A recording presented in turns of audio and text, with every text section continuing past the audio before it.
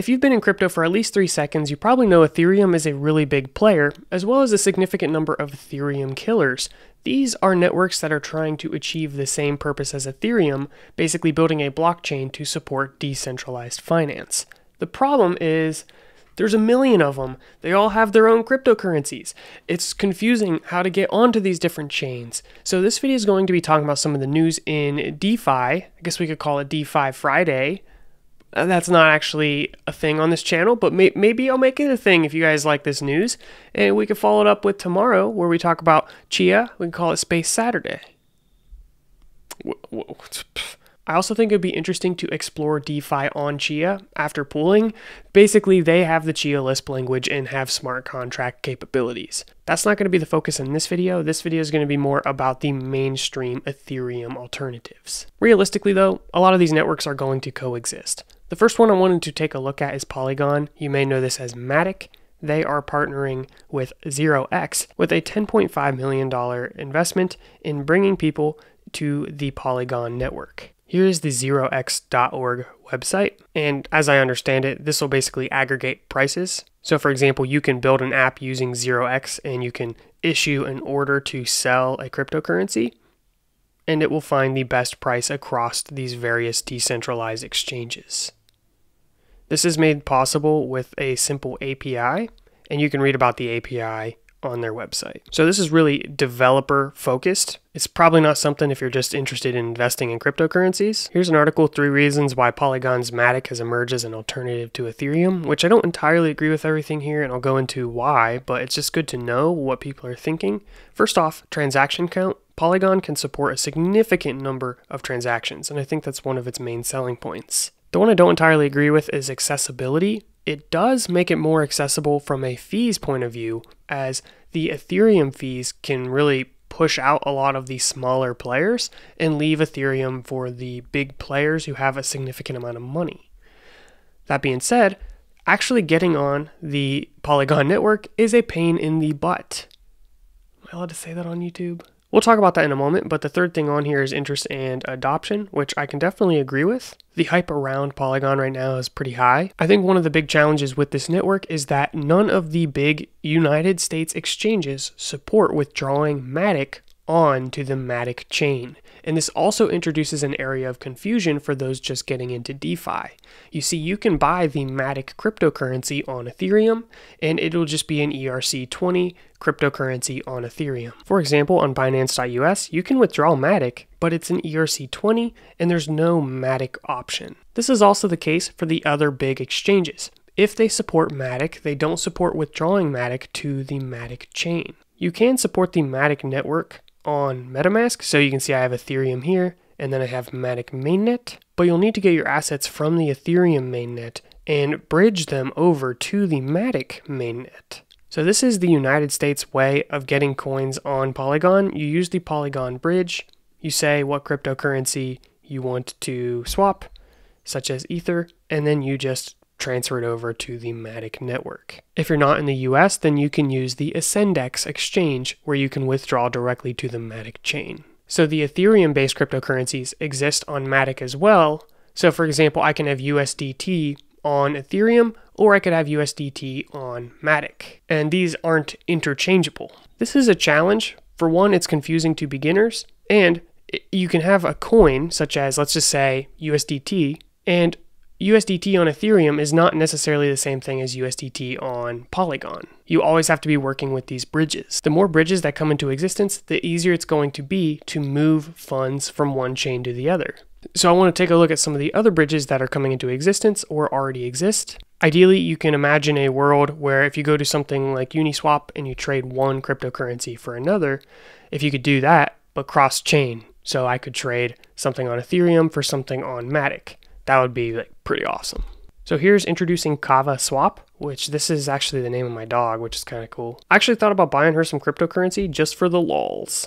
Anyways, this is a cross-chain liquidity hub, and you can read about it here. Kava Swap is a cross-chain liquidity hub for all DeFi apps and financial services.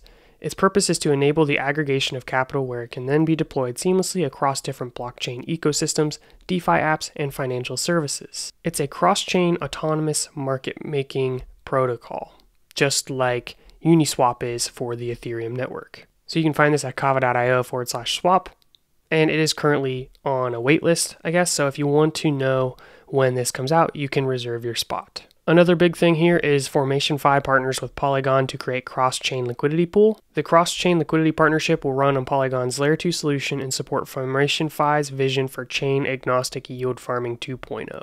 By building on Polygon's high-throughput platform, Formation Fi furnishes users with benefits such as reduced transaction fees and improved user experience. Matic token holders can also earn rewards in both Form and Matic via a single-sided cross-chain pool for a limited time. This is the Formation Fi website. It says the end of yield chasing. Welcome to cross-chain risk parity smart farming 2.0. This tool will allow users to quickly create highly diversified portfolios tailored to individual risk preferences. So I imagine this is going to be more useful than just mixing chains. Cardano is launching its first cross-chain bridge with a link to Nervos. Public chain projects Nervos and Cardano said they plan to enable interoperability across their platforms within the next 6 weeks. Here's Nervos.org, a blockchain platform for universal applications. The Nervos network is an open-source public blockchain ecosystem and collection of protocols creating the foundation for a universal internet-like public network. So their goals go beyond just bringing coins from one network to the other.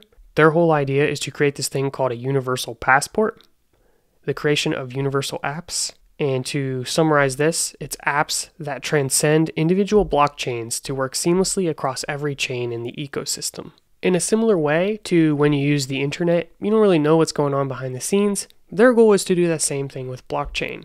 In that case, maybe a USDT coin would just be a USDT coin, and what chain it's on will be irrelevant. So I'm curious what this future is going to look like, and I imagine there will be a lot of competitors in this space. This might be what it takes to bring cryptocurrency mainstream where everybody is using cryptocurrency. Because right now, all the hoops you have to get to work with these different networks, with exchanges, and then bridges and swaps, it is a huge barrier of entry. Yes, with enough effort you can figure it out, but not everybody on this planet is willing to put in that effort. Now there is a ton of hype around Cardano. I mean, obviously people are really interested in this project. The community is insane. I think the subreddit has like 3 million people, but they still don't have support for smart contracts. This is supposed to come soon, but until that moment in time, I'm a little confused as to the value of Cardano. And basically everybody is saying Cardano is just the greatest thing since sliced bread, which I'm not saying, oh, this is dumb. I guess I just don't get it. It is claiming to be the most significant proof of stake cryptocurrency on the market, which if you look at market cap and purely just being proof of stake, then yes. However, when it comes to smart contract support and being an Ethereum killer, well, then there's just no way that Cardano is going to fill that role unless they get the smart contracts out, which makes me wonder why the partnership of Nervos is valuable. Basically, if there's not dApps that I can use on the Cardano network, then I don't see the value of having that chain. So maybe they're just prepping for when they do launch the actual smart contracts, which is supposed to be happening very soon.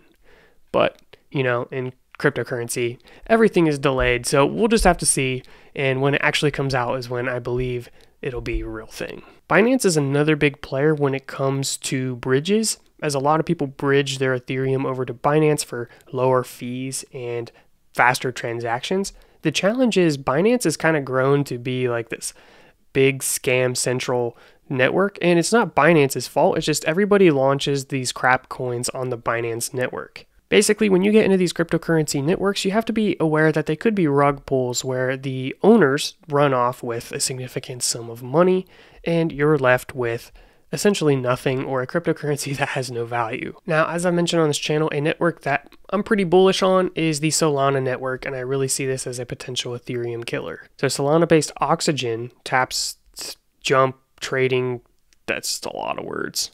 I feel like this is just like, let's fit as many keywords into this title as possible. Solana can support a significant number of transactions. And you can read more about Oxygen on the Solana website. Oxygen.org is a DeFi prime brokerage protocol built for the future to support hundreds of millions of people. It can help you as a holder of digital assets generate liquidity, earn yield, borrow assets to go short, get trading leverage against portfolio of assets. So it's a little off topic from the idea of bridges, but $300 million is not an insignificant amount of money, so I imagine this is going to be a pretty significant project. And I think Solana is just going to become a bigger and bigger part of the content of this channel as they continue to work on more projects. And we hopefully see these projects do very well. That's an overview of some of the things going on in DeFi right now. Let me know your thoughts on all of these articles, as well as your thoughts on whether or not you would want the different chains to be abstracted away, or if you enjoy having these different chains and moving cryptocurrencies between them.